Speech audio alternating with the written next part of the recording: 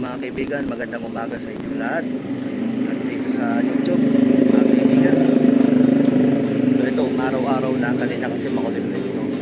So check natin yung ating battery. Kasi nag-charge ako dun sa likod. Ayun. So check natin to. Ano bang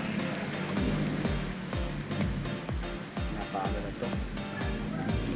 So dito mga kaibigan, nakikita nyo nakaset po yan ng 10 amps.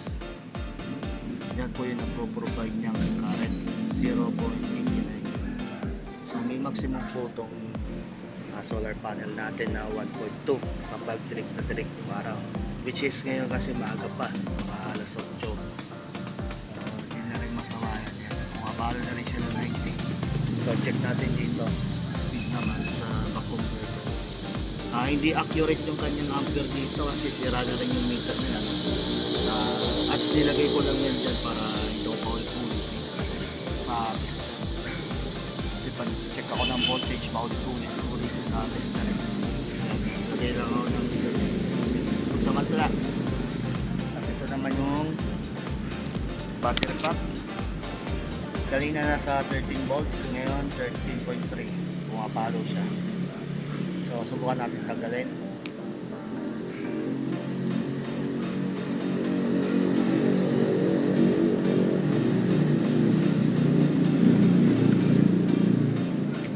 So, yung tinanggal ko, 13.1, yung binalig ko, yun pa rin. So, charging po siya. So, patay na natin kasi sayang. Ayan o.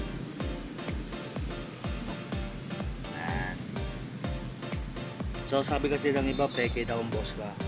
So ewan ko. Kasi ito kasi mahal tong panel na to, kahit 10 watts lang, nasa 600 plus to. Ewan ko kung saan bumili yung ibang yung ibang vlogger na nagsasabing peke raw to.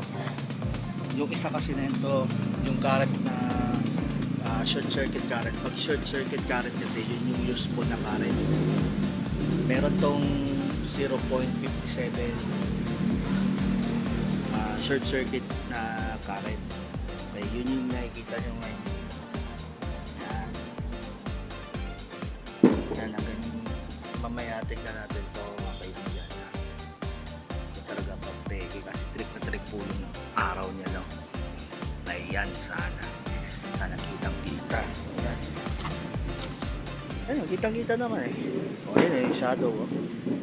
Tirik yan mga kaibigan. So nagtataka lang ako dun sa mga miski ako nagkamot din ako ng ulo na bakit peke yung Bosca solar panel. Ito kasi binili ko sa aming store ng Bosca mismo dun sa Shopee. Hindi ko alam kung saan bumili yung ibang vlogger na Bosca. So, basta ilalagay ko na lang yung link dyan sa baba, directly kung saan ko ito binili, para hindi na kayo mag-order sa iba kahit may Boscang solar panel sila. Ewan ko lang baka pinipeke or masaya. Yan, check natin mamaya mga kaibigan Okay mga kaibigan, ito kasi yung ko kanina, diba nandun. So ngayon wala na naman yung araw, pero napuno ni boss kayo ang ating setup. Itong setup ko kasi 12 amps to, okay? At wala tong BMS, meron lang siyang active balancer. Ayan, yan yung active balancer. So kahit anong voltage ang ilagay ko rito, huwag lang siya lalagpas ng 15 volts. Pwede. Bakit pwede? Kasi nga ito, 2 buwan na sa akin mga kaibigan. Isang buwan sa mga gano'n. Ito napapansin nyo kung bakit ganyan. Kasi nga puno na yung aking battery. Naka-15 siya. Kahit doon 15.4 yan nakalagay dyan. 15.4, hindi na ma-accurate yan. Yeah. So ngayon, hindi kakargahan ang DC-DC converter na to ang battery ko kasi nga wala na, puno na siya. Ayan. Set pa yan ng 10 amps. So oras tayo, oras. Ang oras natin is 2:14 ng tanghali. Okay. New Year na New Year to mga kaibigan natin. So ngayon, ano yung sinasabi nila na peke raw yung Bosca? Oh. Kung sakaling nanonood ka ngayon, yung nagsasabi ng peke yung Bosca, eh yung solar panel ko is Bosca. Ito, pakita ko ulit. Pakita ko ulit. Bosca yan ha, legit. Ayan. Nakahiga kasi. Legit na legit yan, Bosca yan. O ngayon, kahit gusto niyang kargahan yung aking battery o yung setup ko rito, kahit gusto niyang kargahan, eh puno na nga yun. Kinokontrol ng DC-DC converter. Siyempre di napapasok yung power na ito. Alam mo ba, kaibigan ko nagsasabi ng peke ang Bosca. Kahit ganyan yan, pumapasok pa rin yung kuryente niyan. Papasok at papasok pa rin ang kuryente niyan. Baguhin ko lang tong setting ko rito. Papasok ang power niyan dito. Kaso nga, sobra-sobra na yan kasi nga 15 volts yan. Sobra-sobra na yan. Dapat 14.8. Ang tanong, masisira yan. Masisira ba yan? Kung ikaw lang magtatanong, ay masisira yan. Hindi po yan masisira. Hindi po yan masisira. Kasi ang maximum po ng lithium-ion phosphate, maximum charge niya 3.7. Eh hanggang 3.6 lang tayo. Diba? Ang cut-off niya 3.2. Okay? O kaya 3 volts. Hindi na siya nagkakarga kasi na yung setting na ito, pinipigilan na niya yung solar panel ko na mag-charge dito. So, ngayon, Brad, okay kung i-check mo kasi na may yung store na pagbibilan mo kung sa Bosca ba o hindi. Ha? O, ito sa mga nanonood kong mga kaibigan nyo yun, huwag kayong basta-basta naniniwala na peke yung Bosca kasi tested niya tested na made in Germany siya. Hindi naman 100%, 90% guarantee maganda ang Bosca panels. Mono crystalline kasi siya. Hindi siya yung ibang panel na crystallized. Yung nakikita nyo mga parang mga patik-patik. Ito, nakita nyo naman kanina yung panel ko, diba? Pure black. Ibig sabihin, mono crystalline yun. Okay. Ang ganda ang Bosca. Alam mo ba? No?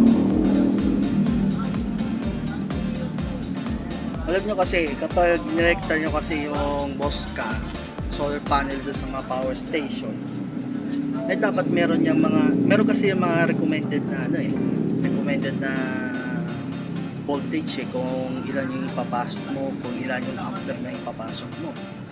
Kailangan nandun kasi state na yun sa mga power station. Minsan masiselan yan, kaibigan.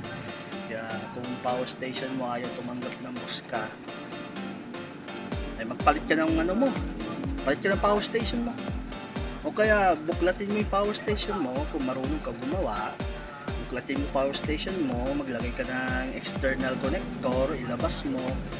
Doon ka ngayon gumamit ng ganito, tapos Bosca solar panel para malaman mo. Okay?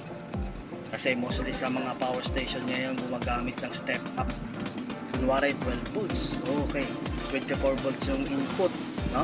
24 to 28. Yan. Pero 12 volts siya, no? Hindi natin alam kasi mga kaibigan or hindi nyo alam na yung mga power station is nag-18 volts yan. 18, 16 volts, mga ganyan, 20 volts pa nga yung iba. Kaya gumagamit yun ng step up at matagal yun. Matagal ang step up kesa sa step down. Mas the best pa rin mag step down. Kaya yung mga laman ng battery niyan kunwari limit lang siya doon sa mga voltage na sinabi ko kanina. Yun nga, kalkalin nyo yung battery nun, yung power station nyo, maglawit kayo ng connector sa labas, sukatin nyo, yun yung reference nyo. Bili kayo ng Bosca panel, mag-series nyo, pag-series nyo, mga 50 watts, i-series nyo. Siyempre, 50 watts pa rin yun, pag siniris nyo yun, pero malaki ang voltage. Ngayon, kukontrol ka nito, kukontrol ka nyan, ayon doon sa makikita mong voltage na nakikita mo sa loob ng power station mo. O yan, siset na yung magcha-charge. Kung saan na yung magkakato, gamitan mo na meter para malaman mo yung sinasabi mo. Kasi ito, yan o, wala na, hindi na siya kakaganyan eh. Puno na eh, sarado na yan, 15. Busog na siya. Hindi niya siya kakarga. Siya nakapula na nga yan. Sabihin, puno na. Ganun din mangyayari dun sa power station mo pag kinalkal mo. Magpupula yun. Tapos, ayan, hindi siya makapasok ng kahit anong voltage. Lalo na pag puno. No? Okay, mga kaibigan, kung may natutunan kayo sa video to, Happy New Year na lang sa lahat. Mga kaibigan, be safe. Huwag kayong hahawak ng kahit anong paputok. Just to be sure na lang. Baka maputulan tayo eh. So, mga kaibigan, susunod na lang na video ha. Bye bye.